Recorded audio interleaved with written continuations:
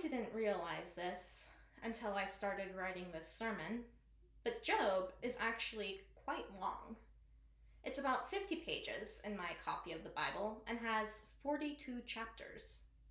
Of those, 35 chapters, over 85% of the book, describes how incredibly, viscerally angry Job is at God. In these 35 chapters, Job debates with several companions about whether he deserved to have lost everything.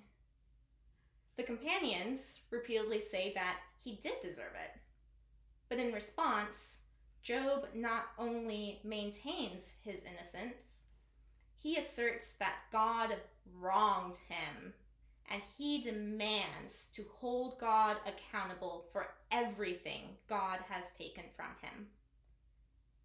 Both of today's readings are excerpts from these debates, during which Job describes how viscerally angry he is with God. Because of that, the sermon today's readings seems to want me to preach is not one that I, in good conscience, can give you.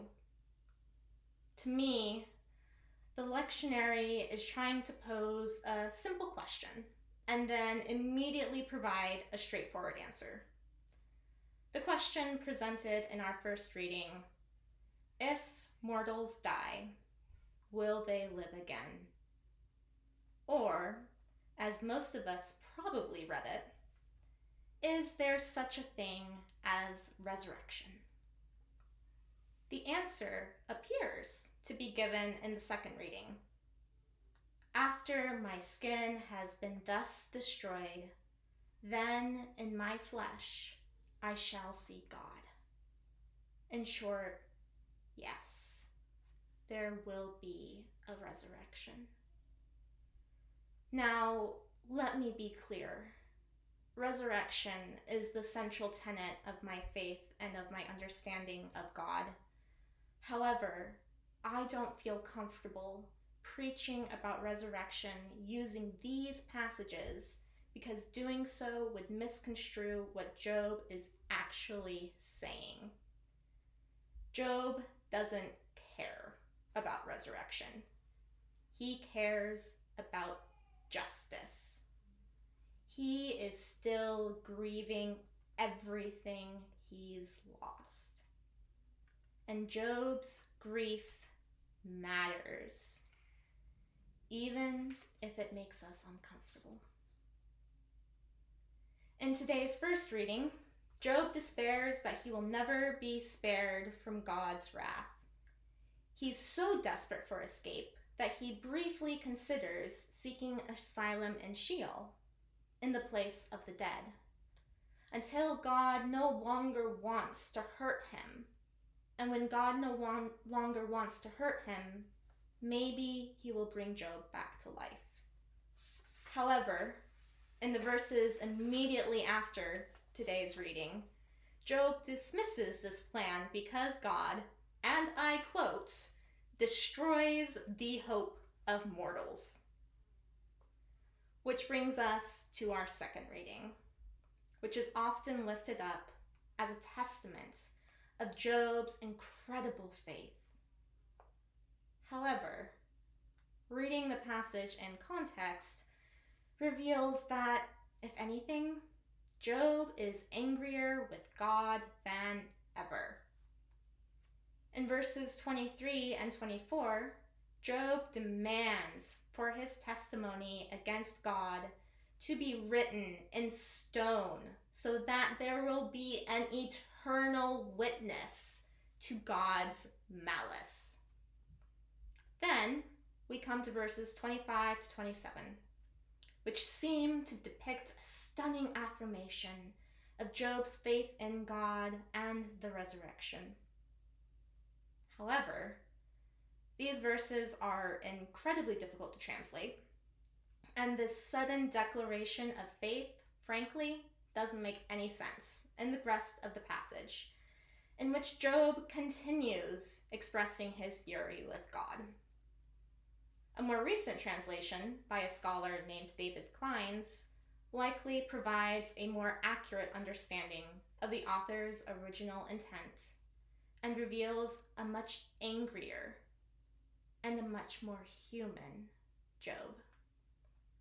This translation reads, "But I know that my champion lives, and that he will rise last to speak for me on earth, even after my skin has thus been stripped from me.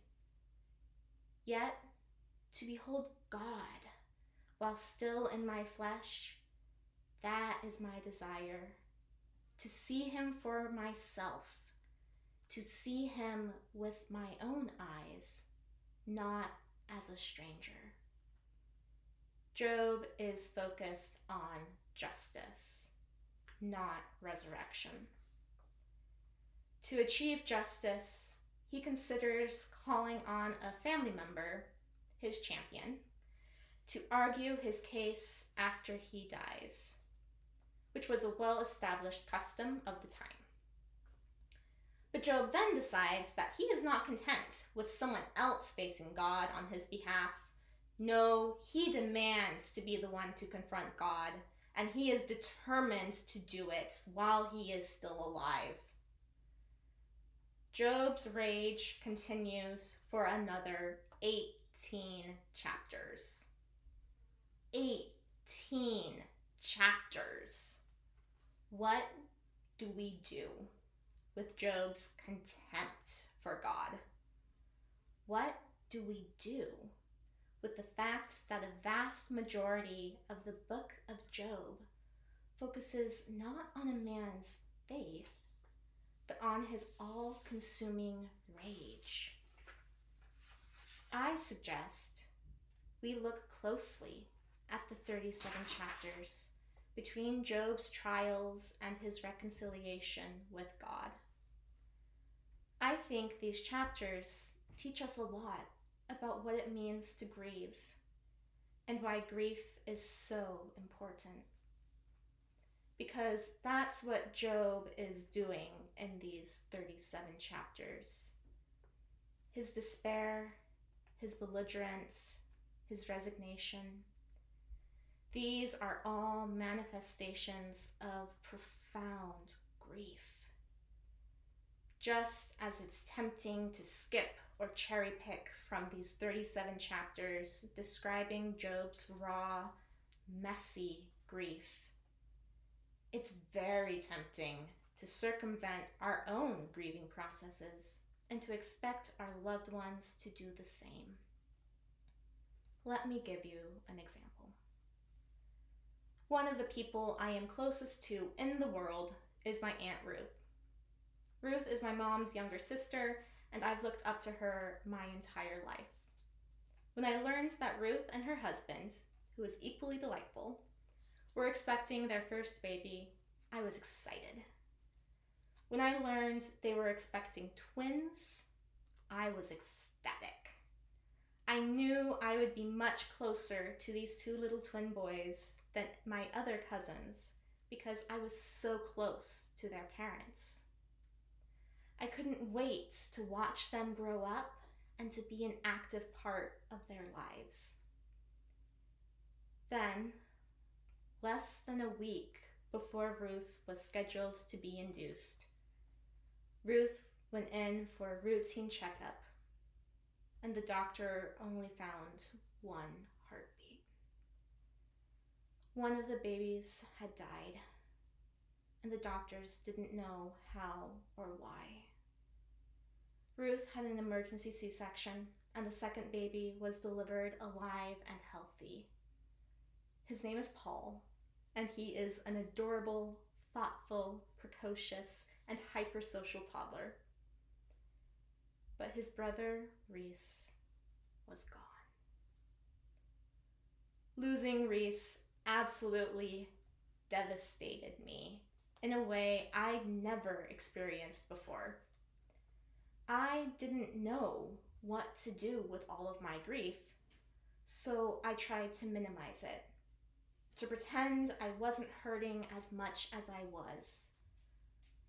As Paul's first birthday and the anniversary of Reese's death drew near, my grief continued to compound until I finally accepted that I needed to talk to someone about it. So I reached out to my pastor, Jennifer, who many of you know. We met in a Panera at 8:30 in the morning, and as I picked at slimy oatmeal, I finally allowed myself to be honest with another person and with myself about my feelings. As we talked, I realized for the first time that one of the strongest emotions Reese's death brought up in me was anger. I was so angry about what had happened. But for nearly a year, I had refused to acknowledge, much less deal with, that anger. I told Jennifer that I was absolutely livid that Reese was gone, but I had nowhere to direct that anger because it was no one's fault. I then told her that I couldn't even be angry with God. Jennifer gave me a look. Why can't you be angry at God? I remember just staring at her. Why was a pastor telling me I could be angry at God? I thought their job was to tell me the opposite. I told her that I couldn't be angry at God because I didn't think that Reese's death was God's fault. Maybe it wasn't God's fault, she agreed. But that doesn't mean you can't be angry with God. God can take your anger.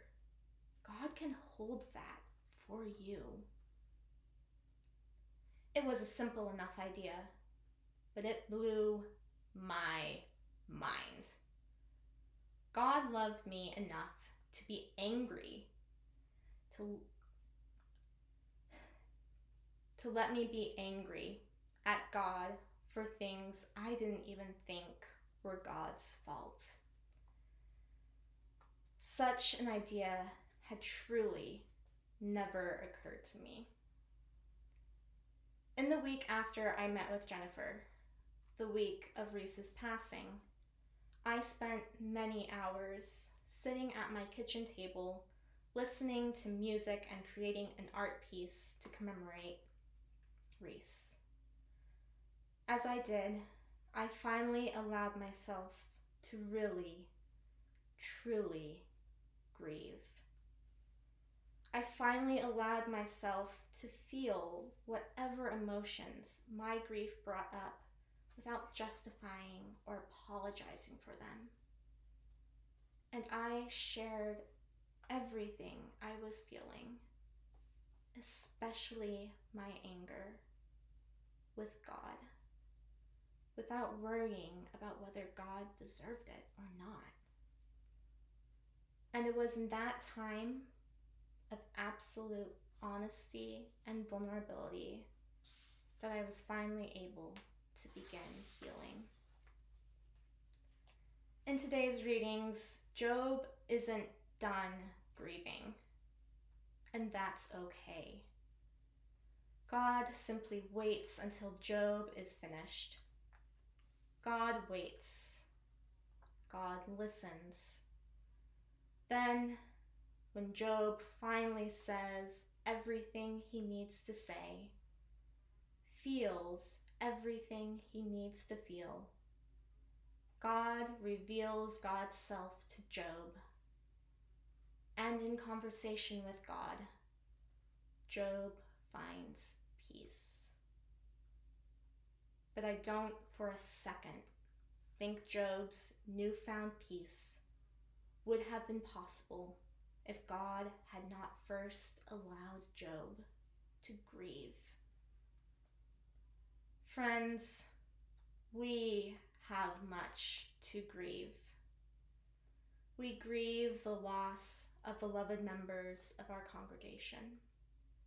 We grieve the dwindling of our denomination and the closure of our churches. We grieve the deaths of 121,000 people in the United States alone from COVID-19. We grieve the loss of Rayshard Brooks, George Floyd, Ahmaud Arbery, Breonna Taylor, Freddie Gray, Trayvon Martin, Emmett Till, and countless other Black men, women, and children murdered by white supremacy. We have much to grieve, and I invite us to hold sacred space for our individual and communal grief. Resurrection is coming, my friends. Of that I am sure. Until then, I invite us to share our grief with God and all the messy emotions that go along with it. Pain, fear, hopelessness, and yes, anger. No matter how long it takes, God will sit with us. God will wait with us.